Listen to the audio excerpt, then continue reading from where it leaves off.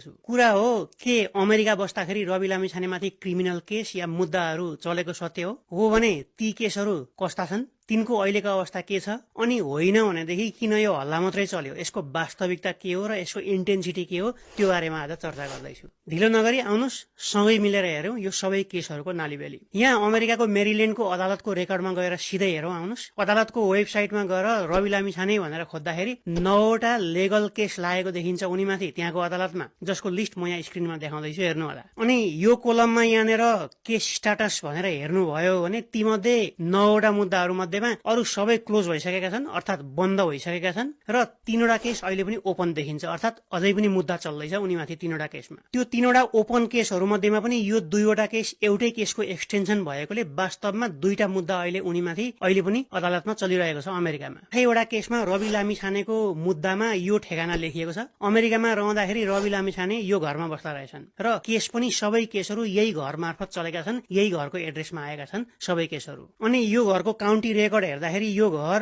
Eric रुनी भन्ने एउटा मान्छेको नाममा 2017 देखि दर्ता भएको देखिन्छ। यी 9वटै मध्येमा सबभन्दा इन्ट्रेस्टिङ केसहरू छन् यहाँ 2टा केस, त्यो केसहरू म यहाँ देखाउँदैछु हेर्नु होला। 2018 मा दर्ता भएर अहिलेसम्म पनि चलिरहेको ओपन केस हो यो, फैसला भएको छैन। उनले रेनहार्ट फुड सर्भिसेस भन्ने एउटा कम्पनीलाई सावा, ब्याज, पेनाल्टी, लिगल चार्जहरू सबै गरेर अहिले झन्डै $7,000 बुझाउन बाँकी रहेछ। बाँकी भन्दा पनि दाबी गरेको भन्नु पर्ला, किनकि निर्णय भएको छैन यो केसको, दाबी रकम थपगढ हुन सक्छ यो निर्णय हुने समयसम्म पुग्दाखेरि। यहाँ माथि चाहिँ रवि लामिछानेको नाम छ, तर अलिक तल गएर यो जजमेन्ट इन्फर्मेसन भन्ने ठाउँमा हेर्नुभयो भने रुचि LLC भन्ने एउटा कम्पनीको नाम छ। अब यो रुचि LLC चाहिँ कसको रहेछ भनेर त्यहीको कम्पनी रजिस्ट्रारको कार्यालयमा गएर हेर्दाखेरि यस्तो इन्फर्मेसन देखिन्छ। बिजनेसको ठेगाना उही रवि लामिछानेको ठेगाना, बिजनेस कसको, रवि लामिछानेको, अर्थात् उनले घरमै बसेर गर्ने उद्देश्यले एउटा प्राइभेट कम्पनी LLC खोलेका रहेछन् त्यो बेलामा, रुचि LLC नामको। यो कम्पनीको हिस्ट्री हेर्दाखेरि 2010 मै खोलेको देखिन्छ यो कम्पनी। यो बिजनेस खोल्दाखेरि उनको हस्ताक्षर भएको कागज पनि यहाँ मैले देखाउँदैछु।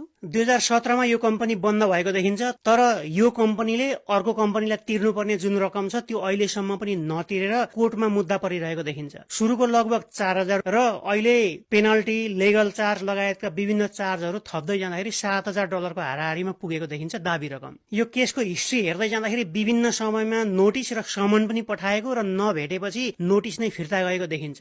यसको इम्प्याक्ट र इन्टेन्सिटी के हो भन्ने कुरा म एकैछिनमा बताउने छु। अब यस पछाडि 3वटा उस्तै केसहरू म एकपछि अर्को देखाउँदैछु, एकै प्रकृतिका छन् तिनीहरू, यहाँ हेर्नु होला। यी 3वटा केसहरूमा सरसर्ती हेर्दाखेरि रवि लामिछाने अमेरिकामा बस्दाखेरि क्रेडिट कार्ड लिएको र त्यसको पैसा नतिरेको जस्तो देखिन्छ, बाँकी क्रेडिट कार्डको रकम बाँकी भएको जस्तो देखिन्छ। रकम